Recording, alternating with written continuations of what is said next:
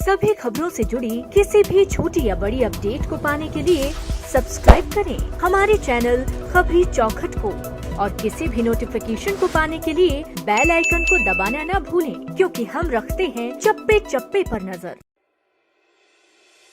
इस खास रिपोर्ट में हम आपको एक ऐसे टॉपिक के बारे में बताने जा रहे हैं जिसके बारे में लोग जानते तो हैं या फिर लोग सुनते हैं, लेकिन उसकी असली वजह और उससे बचना कैसे है ये कोई नहीं जानता। हम बात कर रहे हैं सिफली अमल, जिसे काला जादू भी कहा जाता है। दरअसल सिफली अमल की पहचान और काट, सिफली अमल क्यों प्रचलित है और क्यों इसे खतरनाक काला जादू कहा जाता है, ये हम आपको इस खास रिपोर्ट में बताएंगे। दरअसल सिफली अमल को काले जादू की तुलना में सबसे खतरनाक, सबसे बड़ा और सबसे बुरा माना गया है। सामान्यतः ये अमल किसी को तबाह, बर्बाद या परेशान करने, धन संपदा हथियाने, प्रेमी के वशीकरण या किसी से दुश्मनी रखने के एवज में किया जाता है।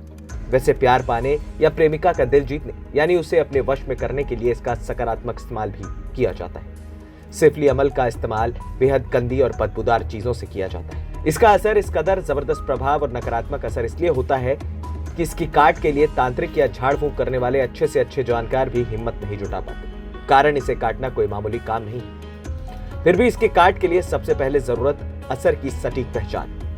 इसकी सही जानकारी सिफली अमल के स्पेशलिस्ट से ही मिल सकती है।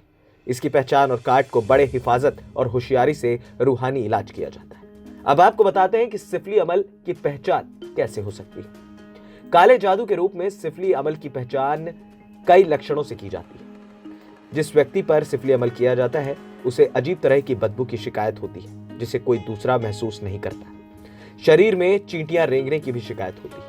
आवाज में बदलाव आता है जो भारीपन लिए होता है या फिर आवाज भर्राई हुई अस्पष्ट हो जाती है। चेहरे की चमक यानी नूर उड़ जाता है। चेहरा एकदम से मुरझा जाता है। जिस पर भी यह सिफली अमल किया जाता है वो शख्स नहाने से बचता रहता है। वो कई दिनों यहां तक कि कई माह तक नहीं नहाता। मायूस और मजलूम बना हुआ तन्हा रहना पसंद करता है।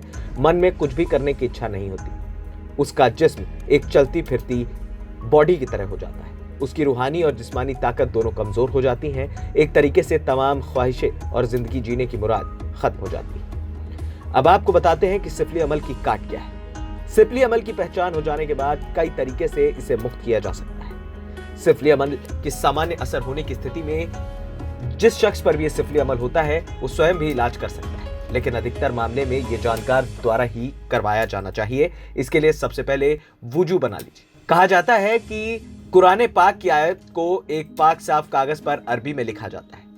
जो नहीं लिख सकता वो इसकी नकल कर सकता है या फिर इसकी छपी हुई कॉपी साथ में रख सकता है। हालांकि हाथ से लिखा हुआ ही सबसे अधिक असरदार होता है। आयत लिखे कागज को अच्छे तरीके से मोड़कर ताबीज बना ली जाती है और किसी कपड़े या थैली में हिफाजत से लपेट लिया जाता है। उसे पीड़ित के गले में लिपटी हुई काले धागे के साथ बांधा जाता है। इस ताबीज के नापाक होने का विशेष ख्याल रखा जाता है और इसे तब तक गले में बांधा रखा जाता है जब तक कि राहत नहीं मिल जाती। इससे पहले आयत को 101 बार पढ़ा जाता है।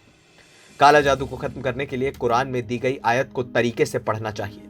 कारण, नियम और पूरी शिद्दत से कुरान पढ़ना जादू के निवारण में बहुत प्रभावकारी होता है, क्योंकि कुरान पढ़ने का जादू के निवारण में बड़ा प्रभाव है। उसका सिलसिलेवार अपनाया जाने वाला तरीका भी काफी हैरान कर देने वाला है। दरअसल सिफली अमल जादू से पीड़ित व्यक्ति या फिर उसे साक्षी मानकर किसी बर्तन में आयतुल कुर्सी और सूरतुल आराफ, सूरत यूनुस और सूरत ताहा में जादू से संबंधित आयतें हैं। उनके साथ ही सूरतुल काफिरून, सूरतुल इखलास और मुअव्वदतैन भी पढ़ा जाता है। उसके बाद रोग निवारण अर्थात सिफली से मुक्ति और अच्छे स्वास्थ्य की दुआ भी की जाती है। इसी में से एक अन्य दुआ पढ़ने के बाद दम दिया जाता है। इस जादू की काट को एक खास ताबीज से संभव भी है जिसे कागज पर लिखना बहुत आसान होता है। इसे बनाने और धारण करने का तरीका इस प्रकार है। किसी भी रोज किसी भी समय में ताबीज बनाने के लिए 7, 9 या 11 सादा सफेद कागज लें। उस पर उतने ही खाने बना लें। उस खाने में दाएं हाथ से सबसे ऊपर वाले खाने से लिखना शुरू किया जाता है। तो आपने देखा कि किस तरीके से सिफली अमल किया जाता है और किस तरीके से इसका निवारण किया जाता है। खबरी चौखट की रिपोर्ट।